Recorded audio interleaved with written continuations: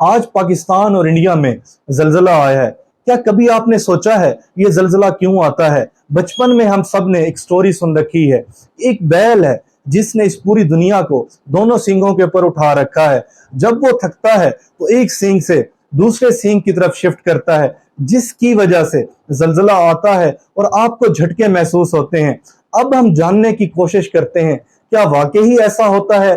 کیا یہ نیچر کی طرف سے ہوتا ہے یا مین میڈ ہوتا ہے؟ مین میڈ کا مطلب کیا ہے کہ کوئی ملک نیوکلیر بام کے ایکسپلوژن کر رہے ہوتے ہیں، اس کے ایکسپیریمنٹس کر رہے ہوتے ہیں، اس کی وجہ سے کیا جھٹکے آ سکتے ہیں؟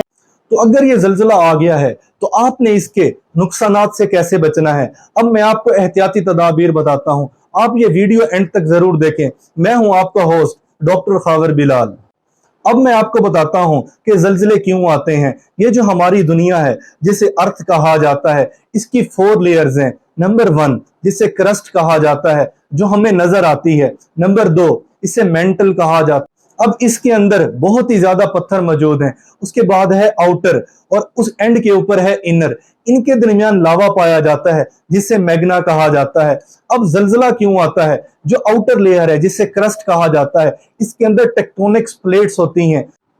اب یہ جو ٹیکٹونکس پلیٹس ہیں یہ سائیڈ ٹو سائیڈ موو کرتی ہیں، یہ ایک دوسرے کے اوپر سلائیڈ کرتی ہیں۔ بعض اوقات ایسے ہوتا ہے کہ یہ پلیٹس ایک دوسرے کے اوپر آ جاتی ہیں تو ان کے نیچے پریشر بڑھ جاتا ہے، تو یہ جو میگنا ہے جب یہ پھٹتا ہے تو یہ اوپر کی طرف آتا ہے، تب یہ ٹیکٹونکس پلیٹس جو ہیں یہ ایک دوسرے کے ساتھ ملی ہوتی ہیں، تو کیا ہوتا ہے پریشر نیچے سے بڑھتا جاتا ہے۔ تو جب اتنا پریشر بڑھ جاتا ہے تو پلیٹس جب تھوڑی سی موو کرتی ہیں تو ایک دم سے اس سے پریشر نکلتا ہے، اس وجہ سے ان پلیٹس میں جھٹکے آتے ہیں جو میلوں دور 100 میل تک محسوس کیے جا سکتے ہیں۔ اب ایک ایسا سکیل ہے جو 1935 میں ایک امریکن سائنٹسٹ نے ایجاد کیا جس سے ریکٹر سکیل کہا جاتا ہے، جس کے اوپر اس زلزلے کی شدت کا اندازہ لگایا جا سکتا ہے۔ اگر زلزلہ اس کی شدت 3 سے کم ہے تو اسے ایک معمولی سمجھا جاتا ہے جس میں کوئی بھی نقصان نہیں ہوتا۔ اگر زلزلے کی شدت 6 سے 7 ہے تو اسے درمیانی سمجھا جاتا ہے۔ اگر شدت 7 سے بھی اوپر ہے تو اسے شدید زلزلہ کہا جاتا ہے۔ جیسے 2005 میں پاکستان میں آیا تھا اور 80,000 سے زیادہ لوگوں کی جانیں گئی تھیں۔ تو اگر زلزلہ آ گیا ہے تو آپ نے ایسی کون سی احتیاطی تدابیر اختیار کرنی ہے؟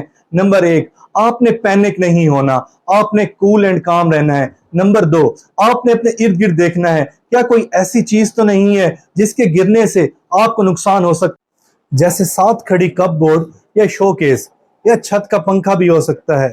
اگر آپ کو باہر جانے کا موقع نہیں ملا تو آپ نے کیا کرنا ہے؟ اگر ٹیبل پڑی ہے آپ نے اس کے نیچے چلے جانا ہے، اپنے سر کو اوپر سے ڈھانپ لینا ہے تاکہ آپ کو کسی چیز سے چوٹ نہ لگے، اور آپ نے میز کو نیچے کی طرف سے پکڑ لینا ہے تاکہ وہ ادھر ادھر حرکت نہ کرے۔ اگر آپ کے پاس اس وقت گھر میں ٹیبل نہیں ہے تو آپ نے کوشش کرنی ہے اپنے اوپر کچھ نہ کچھ سر کے اوپر کور کرنا ہے تاکہ آپ کے سر کو چوٹ نہ لگے، کیونکہ یہ سب سے زیادہ اہم پارٹ ہے جس سے زیادہ ڈیتھس ہوتی ہیں۔ اگر آپ کو باہر جانے کا موقع مل گیا ہے تو آپ نے اس جگہ جانا ہے جہاں کوئی بلڈنگ پاس نہ ہو، کوئی درخت پاس نہ ہو، کھلی جگہ ہو تاکہ آپ کے اوپر کچھ بھی نہ گر سکے۔ اور کوشش کریں اپنے گھر میں فرسٹ ایڈ جو ٹول باکس ہے وہ آپ نے ایسی جگہ رکھنا ہے کہ وہ اندر سے بھی اس کی ایکسس ہو اور باہر سے بھی ایکسس ہو تاکہ آپ کے لیے فائدہ مند ہو۔ اگر بلڈنگ گر گئی ہے اور آپ کو لگا ہے کہ کوئی نیچے آ چکا ہے تو آپ فوری اسی وقت ریسکیو کو کال کریں تاکہ آپ کو طبی امداد کی فراہمی ہو سکے۔ اب میں نے آپ کو زلزلہ کیوں آتا ہے اور اس کی کیا وجوہات ہیں اور ایسی کون سی احتیاطی تدابیر اختیار کی جائیں کہ آپ نقصانات سے بچ سکیں۔